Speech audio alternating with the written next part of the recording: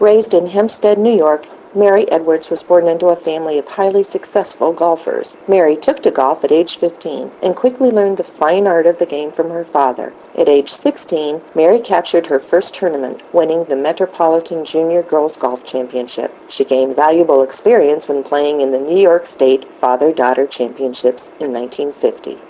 In 1964, Mary qualified and competed in her first Pennsylvania State Amateur Championships, where she finished in second place. She returned to the state championship finals in 1975 and again finished as the state runner-up. But in 1988, Mary played her third state event and won the state golf championship. She captured the state title in defeating hometown favorite Janet Duncan in the finals, held at Johnstown's Sunnehanna Golf Club. Playing at Conowongo Valley Country Club, Mary has won 28 women's golf championships. In 1983, Mary set the women's course record with a blazing 71. She was instrumental in organizing the Warren County Women's Golf Championship, an annual event which travels to courses in the Warren area. Throughout her career on the links, Mary has recorded 4 holes-in-one, 3 at Conowongo Valley and 1 in Kiowa Island, South Carolina. She has been instrumental in organizing junior invitationals and by coaching many young players in the Warren area.